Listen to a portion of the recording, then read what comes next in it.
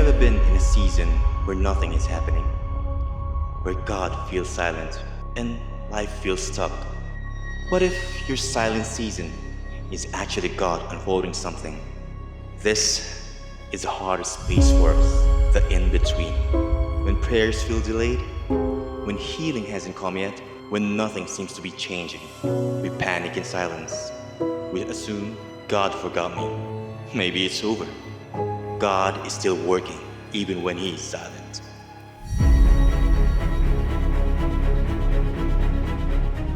Hello everyone. Have you ever wondered why is it called Black Saturday? Ano ba nangyari nung araw na yun? The people, the disciples, narinig nila yung great message from Jesus. They've been with Jesus for 3 years. They saw everything. They saw the miracles, the wonders na ginawa ni Jesus. Their heart is full of joy, na-empower sila. They were discipled by Jesus. And then one day, He was arrested and He was crucified. Then Jesus died. Now, there is a moment of uncertainty para po sa mga disciples at sa lahat ng followers ni Jesus. It was a sad day for them. That's why it's called Black Saturday. For the disciples, it was over. Or at least, it appeared to be. Jesus had breathed His last. The cross stood silent. The crowds had long gone home.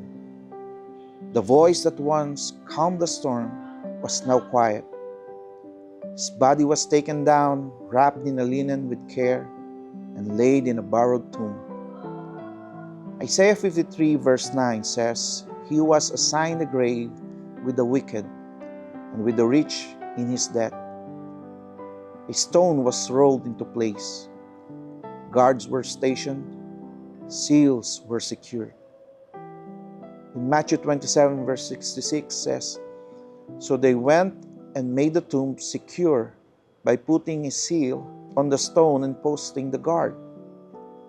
To the eyes of those watching, the story had reached its end, but not in triumph, in silence. For the disciples, this was the longest day they had ever known. The one they followed, the one they trusted, the one they believed was the Messiah, was no longer with them. No miracles to witness, no words to hold on to, no signs of movement. Only questions, only grief, only silence. A silence that felt heavy, confusing. A silence that felt that it is final. Even in the grave, something was already unfolding. 1 Peter 3:18 says, He was put to death in the body, but made alive in the spirit. What looked like stillness was not inactivity. What felt like delay was actually divine timing at work. While the disciples saw a sealed tomb, heaven saw a plan in motion. There was no panic in heaven. There was no victory in hell. This was not the end, even if it looked like one. But on that day, no one could yet see what God was doing. The stone remained unmoved. Sometimes, that is exactly where we find ourselves, between promise and fulfillment, between what has been declared and what has yet to be revealed, between Friday's pain and Sunday's breakthrough. Black Saturday gently reminds us, just because God is silent does not mean He is absent.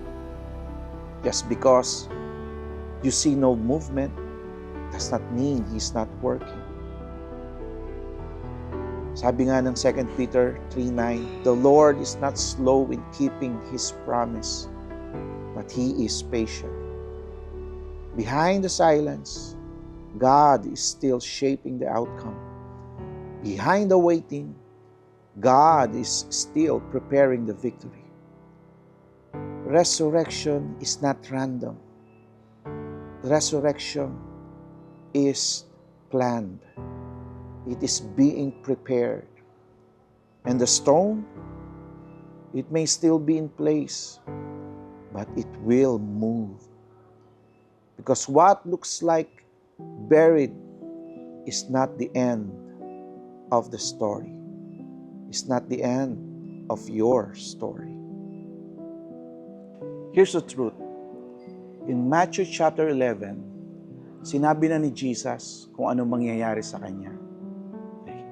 That he must be arrested, that he must suffer, and he will die. Pero, this is something na nakalimutan ng mga disciples. Maybe because sila ay, kumbaga, full of their emotions. No? Nakita nila si Jesus was arrested. Nakita nila si Jesus suffered, crucified, and died on the cross. Dahil doon sa mga pangyayari na yun, nakalimutan nila na all of this is planned. All of this may magandang inihanda ang Panginoon. Siguro ganun din ang nangyayari sa maraming tao. In the heat of the moment, yung mga patong-patong na yung problema, patong-patong na yung challenges, trials, nalilimutan din natin yung mga promises ng Panginoon. Nalilimutan din natin yung mga pangako, yung words of God na dapat natin pinangahawakan. Kala natin, iniwan tayo. Kala natin, wala na. Today, let me remind you, kapatid, that God has a plan. Have you ever found yourself in a similar place where heaven feels quiet, where prayer seems unanswered, where what God promised feels far from what you are currently experiencing? Nandun ka ba sa Black Saturday ng buhay mo? It is in the in-between moment na kung saan where faith is tested and waiting becomes very real. You see, meron 3 bagay, 3 reminders dito po sa it is unfolding. Number 1, God is still at work even when everything feels silent. Always remember this. God is always in control. God is doing something great. God is preparing something wonderful. God is not absent. He is working in ways that we could not yet perceive. Number 2, what looks like delay is actually a preparation. Minsan naiinip tayo, hindi nangyari doon sa oras na gusto natin, doon sa moment na gusto natin. Pero God has His time. He has a perfect timing for everything. We need to put our faith and trust in Him. We need to wait on Him. God's timing is always perfect. Number 3, God is always at work even when you cannot see. Minsan kasi iba yung ways ng Lord.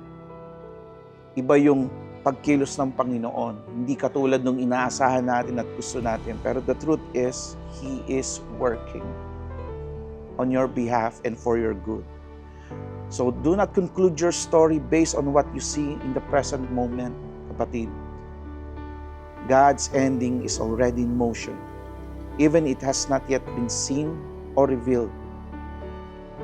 Kapatid, are you on that moment ng buhay mo na kung saan there are uncertainty, na kung saan para bang hindi mo alam what's next? Hindi mo alam, puno yung puso mo ng grief, puno-puno ng yung isipan mo ng confusion, hindi mo alam kung anong gagawin mo. Let me tell you something. God is preparing something wonderful and great. If you will trust in Him, if you will go back to His words and promises for you, you will know na si Lord is in control. He is faithful. Just like yung sinabi niya sa kanyang mga disciples, na on the third day, He will rose again. It is true. He did rose again on the third day. So, put your trust in Him. And today, as we end, kung nandito ka sa situation na ito, let me give you this question. If you want to gather your friends and families, no? Pag-usapan niyo po ito. 2 questions na gusto kong pagbulay-bulayan natin. Una, what area in your life na feels like it's silent right now? Ano ba yung respond mo? Paano bang i-respond mo? If you are in that area, kung saan tahimik, parang walang nangyayari. Number 2, in the season of waiting, if you're in that season, kapatid, how can you encourage one another to trust that God is still at work even when His plan is not yet visible? Let's pray. Father, I pray, Lord God, to the people right now na kinakausap mo, would you reveal your heart to them, Panginoon? That you are working and doing something wonderful, preparing, Lord God, something great sa kanyang buhay. And Lord, I pray and we pray that we will put our trust and hope in you, Lord. That we will learn to wait. That we will learn to delight ourselves, Lord God, sa iyo, Panginoon. Lord, give us the peace, Lord, na nagmumula sa iyo. Speak to us today, Lord.